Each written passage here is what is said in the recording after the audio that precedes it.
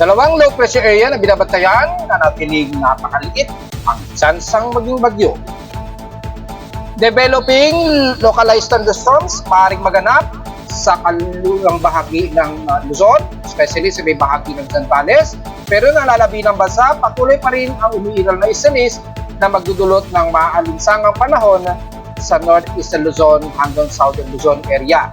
Kabilang na ilang bahagi ng Calabarzon, Visayas, at Mindanao na magkakaroon naman ng mga ilang forecasted na mga localized thunderstorms sa iba't ibang bahagi ng Mindanao.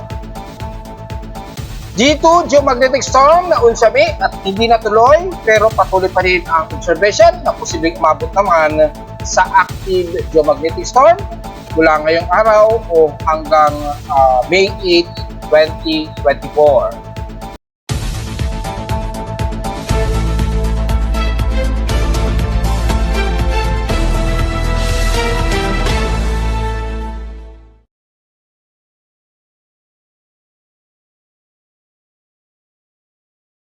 Hello, good morning mga folks. Welcome po muli sa ating Daily Weather Bulletin na Nata-Analysis para sa araw ng Martes, May 7, 2024.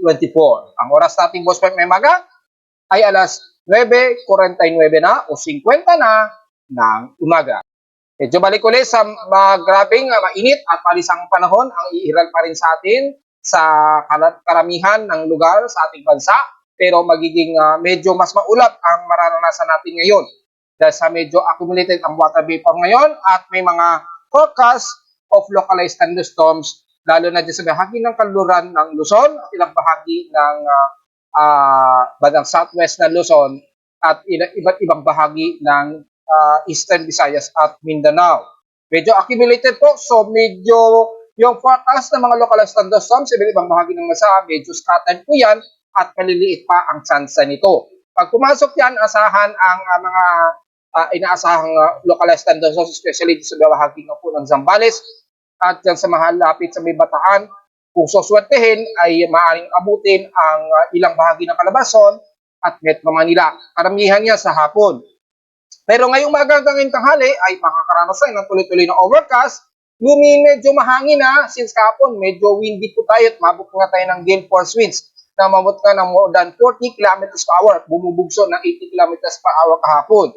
So nangangahulugan lamang na medyo mayroong convected na water vapor mula doon sa may silangang bahagi ng bansa na posibleng magdudulot sa atin ng mga ilang kalat-kalat na pag-ulan lalo na sa hapon pagka medyo bumababa at nagiging gloomy ang ating himpapawid. Sa lowest temperature ito lang, naki-weather station, kaninang 6:05 AM, nakapagtala kami ng lowest of 28.6 degrees Celsius. Kapon, napakagrabe pa rin ang init na temperatura na naranasan namin sa Caloocan. Umabot sa 37.1 degrees Celsius kahapon ito ng hapon at 2:24 PM. Nangangahulugan lamang na mataas pa rin ang aming heat index at umabot nga ng 50.5 degrees Celsius na nangunguna pa rin pero may kasabayan kami halos kahapon na may 50 degrees Celsius din ang naging heat index. According sa mga official weather stations si Pag-asa, ay merong 50 degrees Celsius na naitala dito po sa may Clark Air Base sa Pampanga. Sarado sa 50 degrees Celsius po yan. At sumunod na po na merong naitala na 46 degrees Celsius, kung di ako nagkakamali. May 46 degrees Celsius. Double check lang natin. Na alam ko may 46 degrees Celsius na naitala kahapon. Ang Bira Catanduanes, nakapagtala sila ng 46 degrees Celsius. Pero may mga mas nauna dyan na may 47 degrees Celsius dito sa Dagupan, Pangasinan.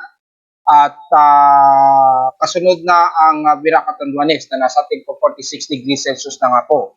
At mula sa 45 degrees Celsius, kabilang na ang iba Zambales, Aparit Cagayan, at dito sa San Jose, Occidental Mindoro, and the rest ay mga 45 degrees Celsius na pababa ang heat index. So, ibig sabihin lamang ay halos dikit ang temperatura sa amin dyan sa Clark, Pampanga at dito sa amin sa Caloocan na pareho may 50 degrees Celsius. 0.5 degrees Celsius nga lang ang lamang namin sa Caloocan, di gaya sa Clark na parehong 50 degrees. Samantala sa P16 business past 24 hours, nangunguna ang Tuguegarao pa rin na nangunguna sa may grabe ang air temperature nila na nasa 39 degrees Celsius na grabing init. Umangalawa lamang kami sa Caloocan na may 37.1 degrees Celsius ang aming naging temperatura kahapon. So grabe ang init pa rin sa Tuguegarao, no, mga folks. At hindi na nakakahabol ang San Jose sa Mindoro o ng Zamboanga. Sa lowest temperature naman ay bahagyan tumaas ang pinaka-lowest temperature nila na nasa 19 degrees Celsius sarado. At sa Inula naman, ang Kasiguran Aurora na may 18 millimeters na total rainfall sa kanila na naitala kahapon. So nagkaroon sila ng mga ilang isolated rain showers at localized thunderstorms. Dahil expected nga po natin at asahan natin ngayong araw ay magkakaroon ng mga ilang scattered din na forecast of localized thunderstorms. So take note yung mga folks ha, dahil naglalaro po sa maabot na ng 1,008 hectopascals kasi atmospheric pressure natin. So medyo naglalaro na po na medyo nagiging katamtaman po ang lagay ng temperatura sa himpapawid natin. So nagkakaroon ng mga chances of isolated and localized thunderstorms. Despite na matupatuloy pa rin na magiging malinsangan sa atin ha, paghapon, nalalagpas pa rin ng 35 degrees Celsius ang ating umaga hanggang nitong hapon. Samantala, bago ang humidity o nung further natin na temperature at weather situation natin, ay tingnan natin yung status. Then meron tayong space weather status na M+ na naman. Wala pa ng isang araw, patuloy na naglalabas ng CME ang haring araw. So nanatiling yung radio blackout possibilities. Now, forecast ay 90% pa rin po mga folks. At inaasahan daw ang forecast dito ay tatagal ng sa loob ng 2 o hanggang 3 araw. R1 o minor to moderate pa rin ang posibleng radio blackout dahil nga po aktibo ang AR3663 at AR3664. At nagkaroon nga tayo ng X-classless nitong inaasahan hanggang posibleng umabot ng May 9 ang inaasahang mga radio blackout po dahil nga po very active itong si AR3663. At kung titingnan natin yung nakaraan niya, halos 3 araw, nagkasunod-sunod. At may isang araw tayo na halos 3 na X-class category ang na-release. So, sunod-sunod po, lalo na yung mga M categories po. So, take note yan mga folks. At nagkaroon nga tayo ng above solar wind. Ayan, since kahapon. At nabanggit na nga po natin yan sa forecast. At naipaliwanag nga po natin na inaasahan na lalagpas nga po ng 350 yung ating density, yung radial velocity of kilometer per second. Nasaan nga lalagpas ng 350 at maaaring umabot pa nga po ng 400 to 450. At patuloy tayong nakakaranas ng M category. At asahan natin ang radio absorption na naglalaro sa hanggang 20 ngayon. Kasalukuyan, apektado ang Southeast Asia kasama ang Pilipinas. Naglalaro sa 20 MHz ang de-absorption o yung degraded frequency natin. So, asahan natin na medyo mahihirapan o magkakaroon ng difficulties pa rin ng transmission ng mga radio telecommunication signals. At dahil sa yung ionospheric range natin, ay asahan din tayo na may magkakaroon ng mga ionospheric error sa transmission ng mga radio transmissions. Especially, lalo na yung mga internet connections natin, GPS, sa apekto ang satellite transmission, magkakaroon ng medyo difficulties, despite na medyo kalmado ang ating geomagnetic field. At kanina nga po, nagsimula ito, 8:41 AM, at nag-start as M1.2, kaninang 8:41 AM nga po, nag-maximum at 8:58 AM at M2.6, at nagtapos sa M1.9 kaninang 9:23 AM. Kanina lamang. So inasahan patuloy tayo makakaranas dyan at anytime magkakaroon tayo ng mga ilang posibilidad na pagpitik sa radio blackout. Wala namang magiging problema so far sa ating geomagnetic activity pero asahan ang posible pa rin unsettled geomagnetic field. Since kahapon ay hindi naman natuloy yung hanggang sa G2 strong na geomagnetic storm. At least hindi naman natuloy at naging unsettled lamang ang naging record ng isang araw hanggang nito nga pong kaninang mga alas 8 ng gabi. Kagabi ng alas 8 ng kagabi at so far kalmado naman ang geomagnetic field at medyo nakakahinga ng maluwag ng konti ating magnetosphere. Pero huwag tayo makampante dahil iasahan na patuloy pa rin na magkakaroon tayo ng mga auroral activity once na pumitik yan dahil sa patuloy na paglalaro nitong degraded frequency. Asahan ng high frequency conditions natin ay may nananatiling poor between 20 to 80 meters mga folks. Samantala, meron na namang moderate itong si Taal Volcano. So silipin muna natin yung status niya. Nanatiling moderate yan. Malamang naglalaro lamang sa less than 20 megawatts yan. Pero actual so far kay Taal Volcano at 11 megawatts po ang kanyang variable radiated power. So stationary lamang siya pero yung may magmatic diffusion ay patuloy pa rin nakataas sa kanyang thermal anomaly. Nanatiling nominal at brightness of 320.98 Kelvin. So yung confidence sinasang naglalaro sa 63%. Ayan, nominal pa rin siya. So medyo stationary pero asahan ang mga posibleng mga ilang volcanic earthquakes. Posibleng may mga volcanic earthquakes. Kung sisilipin natin sa live CCTV, hopefully active, ay medyo haze at halos zero visibility sa paligid ni Taal Volcano. At makikita natin na nagbubuga ito ng makakapal na SO2 emission. Ayan, kitang-kita po.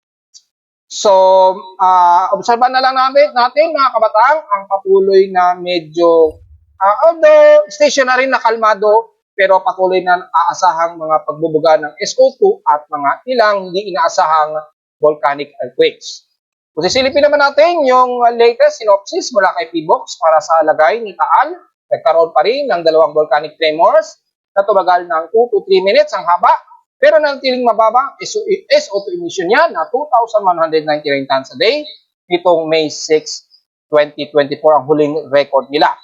So patuloy pa rin na nagkakaroon ng mga ilang pagyayanig itong si Taal Volcano ha. So hindi natin naialis ang posible palang phreatic eruption ha.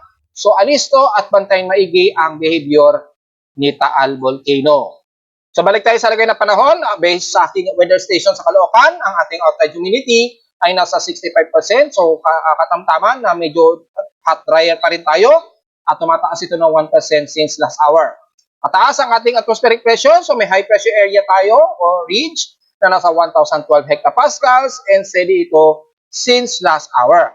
Kasalukuyang maximum high tide tayo na nasa maximum of 6 and 5 minutes pa to low tide, mamayang hapon pa po. So, nasa high tide condition po tayo. Kung sisilipin natin kung abot ng 1 meter yung high tide, almost 1 meter lang. To be exact, 0.9 meters po ang taas nito.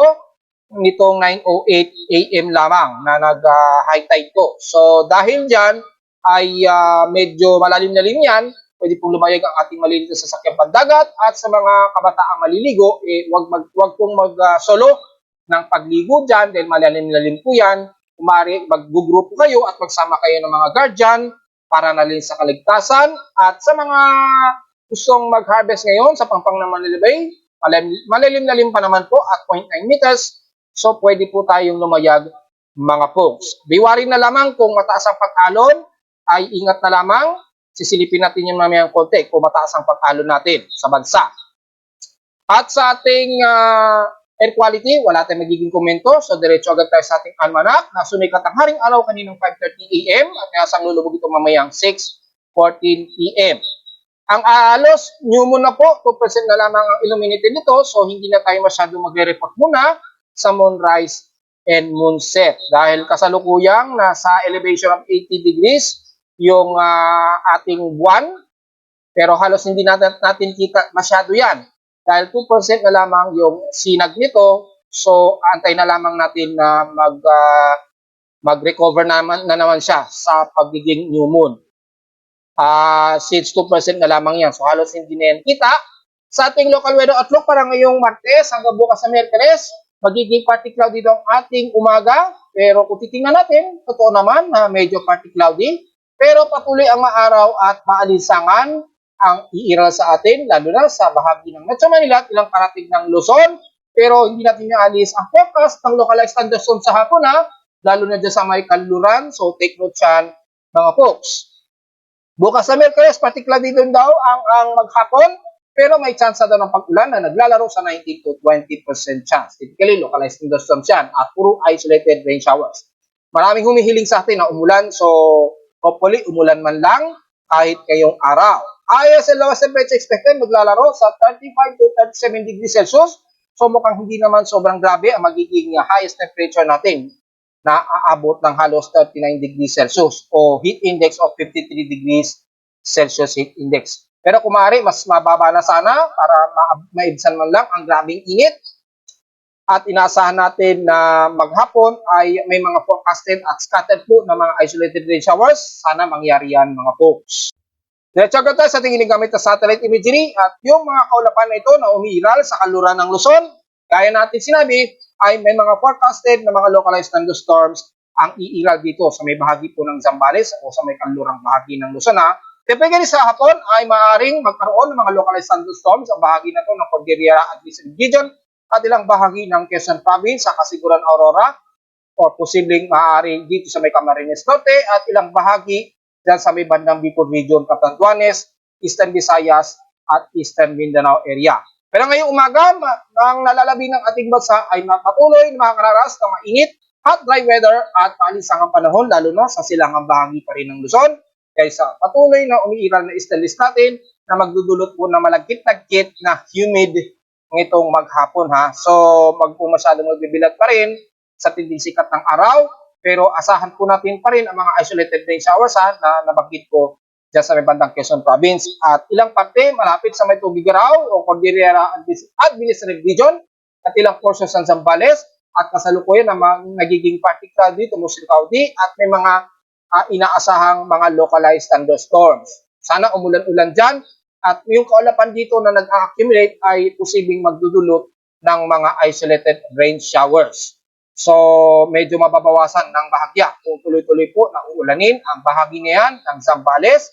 Pero kung pagbabasin natin ang contour map mula sa Data PD Pag-asa, ay mataas po sa more than 30 degrees Celsius at ilang bahagi ng Lawag Ilocos Norte, La Union at ilang parte ng Central Luzon ay nakakaranas na ng more than 34 degrees Celsius na temperatura. So, asahan natin na patuloy na mataas ang ating magiging temperatura maghapon at asahan din ang mga isolated rain showers pagsapit po ng hapon, lalo na po sa kanlurang bahagi na ito ng Luzon. Pero mula dyan sa may bandang Bulacan at ilang bahagi ng bandang San Miguel, Baliwag, papasok niyan ng bandang Metro Manila, ay patuloy tayong makakaranas ng medyo haze buwan at maaraw na maghapon. So patuloy pa rin tayong makakaranas ng mataas na heat index at dry weather nitong maghapon. So huwag po masyadong magbibilad sa tindig sikat araw. Kabilang na ilang bahagi ng Calabarzon area, Bicol Region, at dyan sa bahagi ng Mimaropa. Patuloy tayong makakaranas dyan ng gabing alinsangan po. Pero yung mga kalat-kalat po na isolated rain showers, kabilang na ang pati ng Mindoro at Palawan ay aasahan daw itong maghapon despite na mababa ang tsansa ng pag-ulan. At mula sa bahagi ng Southern Luzon at Visayas ay patuloy pa rin kayo makakaranas sa may ilang mga kalatan ng mga partly cloudy. At sa hapon daw ay may forecast din ng mga localized thunderstorms sa may bandang Eastern Samar Region at Leyte at ilang bahagi ng Cebu at Panay Island. Malit naman chance nito, naglalaro lamang sa mga hanggang 30% chance ng mga isolated rain showers. Well, swertehin na lamang kung pumasok ang mga forecast na yan, pero mangunguna po ang maalinsangan na panahon natin nitong maghapon. So hindi natin isa-isahin dahil ang buong bahagi po ng Visayas ay hanggang katamtaman, maaliwalas at patuloy na maalinsangang panahon. Yung mga isolated, inulit ko, naglalaro lamang hanggang 30%. So, swertihin na lamang kung pumasok yan, kabilang ng mga isla ng Masbate, at dyan sa bahagi ng Tabias Island, Romblon, at pababa na nga po yan ng bandang Bohol at Tagbilaran at Siquijor. Pagsapit naman sa bahagi ng Mindanao, magiging partly cloudy rin at ilang mostly cloudy, especially sa South Sudan area, mula General Santos City hanggang Cotabato. Ilang bahagi ng Davao Region sa may bandang Davao Oriental, partly cloudy lang din, pero magiging humid po o medyo nakakalagkit sa pawis na humid ang dadaranasin natin dahil umiiral pa rin ng easterlies. Despite na magiging maulap at may mga isolated rain showers, ang posible pa rin umiral sa silangang bahagi ng Visayas, typically dyan sa bahagi ng San Francisco, Hinatuan, pababa ng Taquiil area. So bahagi ng Compostela Valley ay magiging maliwalas pero malinsangan. Pero ang forecasted din na mga kalat-kalat na pag-ulan na may ilang localized thunderstorms, iiral mamaya-maya lamang. At sa may bandang Surigao del Norte, magiging maliwalas din at maalisangan ang ating panahon. Pero ang forecast, mukhang medyo mataas-taas ito. Naglalaro daw sa 55% na tsansa ng uulanin dito sa may bahagi ng Siargao area. Sa bandang Siargao, sa mga isla at Surigao City. Hopefully, pumasok yan, pero manguna po ang mainit na temperatura, kabilang na ang buong bahagi ng Northern Mindanao, Central Mindanao, at papasok din sa bahagi ng BIRMM, mula dyan sa Ilagan o Samis, papasok na yan ang bandang Zamboanga del Norte. Partly cloudy din ng Iral, pero patuloy tayo yung makakaranas pa rin ng maalinsang ang panahon nitong maghapon. So, pumasok man isolated rain showers, naglalaro din sa 55% chance ng pag-ulan. Pero mga light rain showers lamang ang kalimitan na uulanin dito. Magkaroon man ng mga ilang light to moderate showers, iiral dito sa bahagi nga po ng Sorsogen area na naulit ko binanggit kanina mula General Santos at Cotabato. Well, maganda yan at so far, kailangan natin ng pag-uulan so far dahil sa patuloy na mga matitinding alinsangan. So, generally ating bansa, magiging katamtaman, partly cloudy po ang iiral, pero patuloy tayong makakaranas ng grabing init at mataas sa heat index na lalagpas ng 47 degrees Celsius ang heat index at posible pang umabot sa 48 to 49 degrees Celsius ang heat index. So, kamusta naman natin ang lagay ng binabantay natin na low pressure area pa rin, nanatili itong si 90 at 91W. Nanatiling stationary sila sa kanilang mga posisyon at nanatiling walang masyadong progress development sa ngayon dahil gaya ng aking report analysis ay napakalit pa rin ang tsansa na maging isang active o maging ganap na bagyo ang dalawang ito. Dahil nga po, very uncertain yung upward low convection nito. So sa mga nagpapakalat na magiging malakas sa bagyo ay wag nating pangunahan dahil nga po ay yung epekto ng weather system dito sa paligid ay napaka-uncertain po talaga. So maaaring ma-discarded o ma-dissolve yan kaagad anytime at manatiling maging trap rain clouds lamang. At kung titingnan ninyo, nandito pa rin yan sa may southeast ng Mindanao, sa labas ng ating Philippine Area of Responsibility. Halos stationary pa rin sila sa kanilang mga posisyon. So walang nagbago o wala pa rin naging progress o pagbabago o pagtaas ng kanilang mga wind circulation dahil nanatiling stationary. Pero yung central air pressure nila, naglalaro na lang sa 1,008 hectopascals. So medyo thunderstormy ang kanyang lagay pero wala pa rin progress of upward low convection. Itong si 91W ay bahagyang mabagal na kumikilos na 10 km an hour yung bilis niya, na bahagyang pa northwestward yung slowly na kinikilos niya. Medyo pa ganito ang kilos niya. Ganyan. Bakit nagtataka ang iba kung bakit mayroong forecast na kikilos siya bahagyang pa north-northwest at may west-northwestward? Magdedepende po kasi yan sa steering environment niya. May tinatawag tayong steering environment. Yung steering environment niya ay paganyan yung circulation ng mga steering circulation. At dito naman sa may bandang Pilipinas ay yung environmental shear circulation ay paganyan. So, kung kikilos yan, may tendency mag-west-northwestward yan. Minsan, north-northwestward. Then, kapag tumuloy-tuloy kumilos yan, biglang kakabig yan paganyan. Yan. Or maaring mag-west-northwestward yan, pero bigla yung kakabig paganyan, pakanluran. Dahil tatangayin yan ng environmental shield na padaustos ang kilos. Kasabay ng high pressure area di sa may bandang south of Japan na tumutulak pa sa bagyo paibaba. Kaya ang tendency, iiwasan po yan ng bagyo o ng anumang low pressure area. Kaya either kikilos yan pa north eastward or pa northwestward. But since yung steering environment niya ay medyo mali. Sorry, nagkamali ako ng pindot. Inulit ko, dahil yung steering environment ay pag ganito kasi yung flow ng hangin at yung dito naman sa ibaba ay pag ganyan ang flow ng hangin, isang counterclockwise at clockwise, ang tendency ang galaw ng mga low pressure area o anumang bagyo ay magiging pakanluran talaga ang magiging kilos niyan. Discuss natin may konti yan, ano yung steering environment. So sa ngayon, nanatiling stationary sa low pressure area ang dalawang ito, nanatiling mababa ang tsansa ng pag-ulan. Ang wind surface winds o wind speed niya kasalukuyan na natiling nasa 28 kilometers per hour at bugsong nasa 35 kilometers per hour.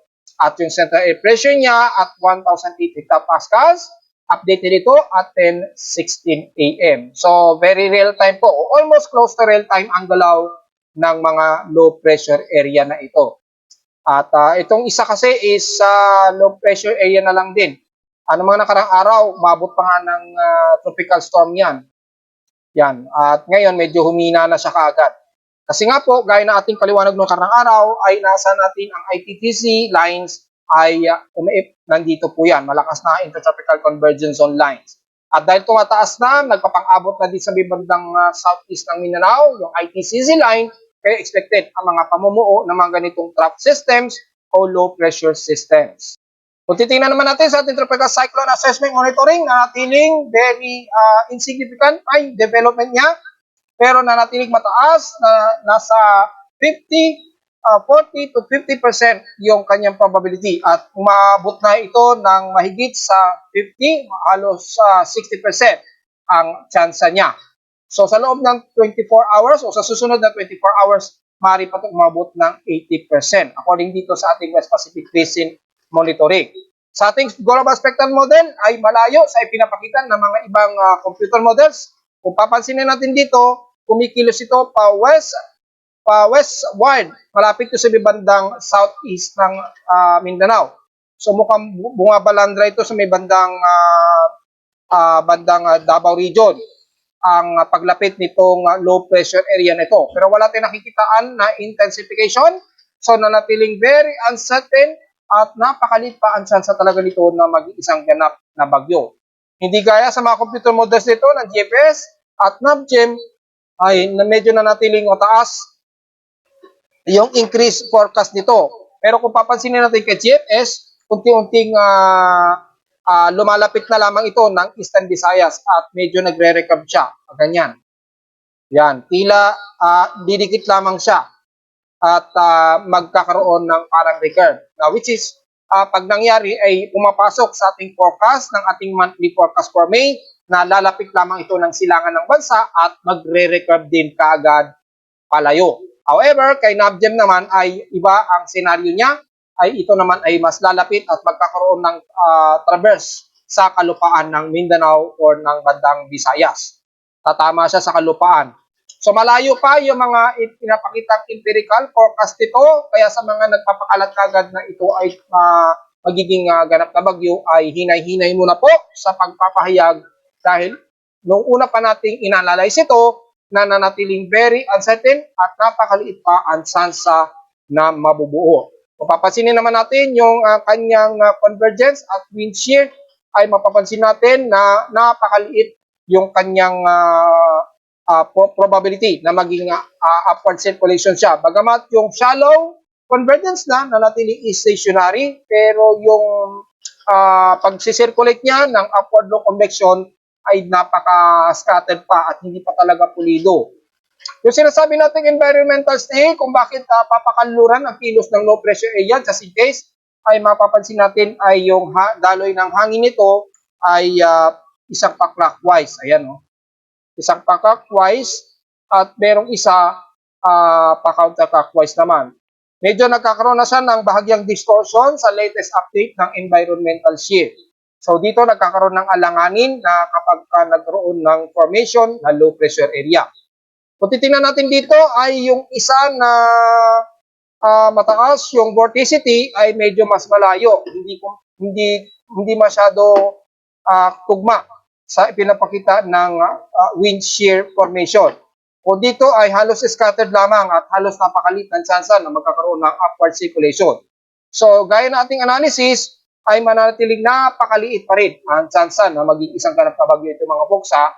Kaya patuloy lamang natin itong obserbahan. Kaya gaya na aking paulit ito sinasabi, huwag agad-agad bigyan ng conclusion ang lumalabas sa mga computer models. Inuulit ko, forecast representation lamang yan at hindi yan real-time o actual na mangyayari.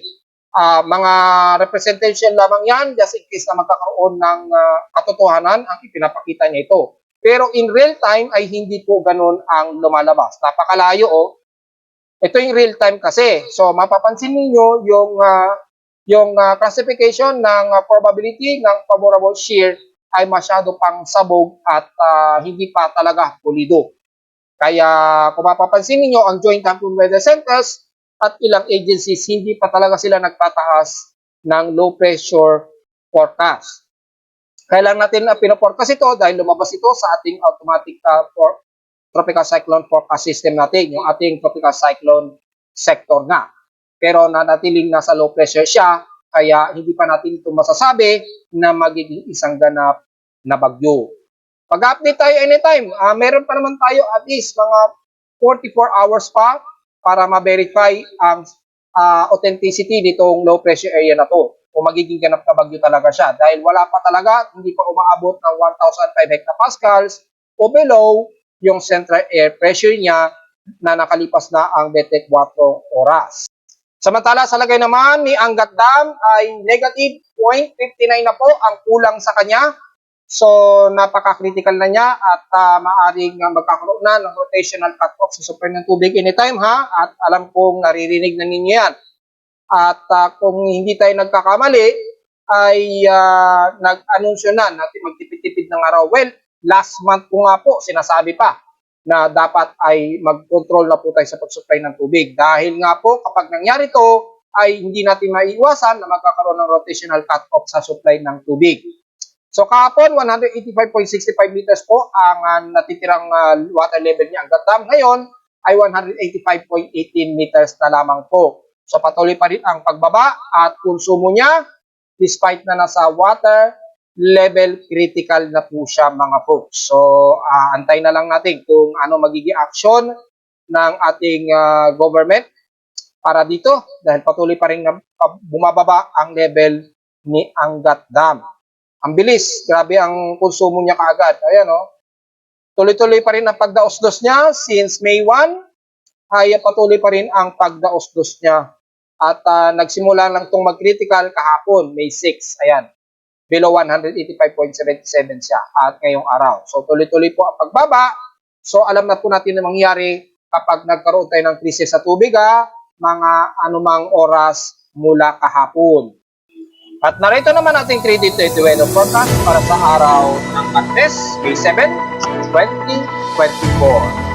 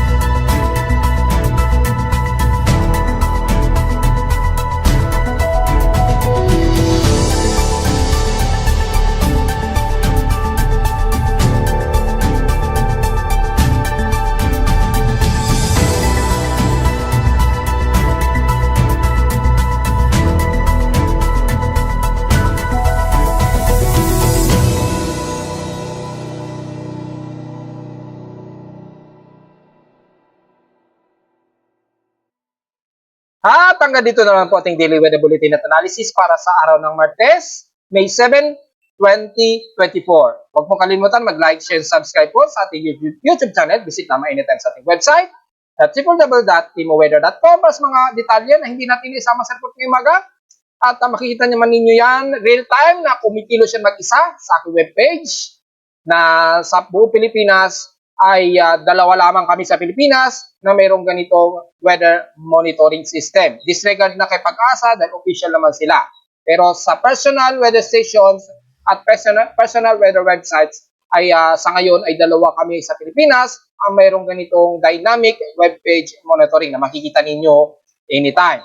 At sa mga data feeds din mula sa iba't ibang mga weather agencies. Maraming salamat po mga folks at magandang araw po sa ating lahat.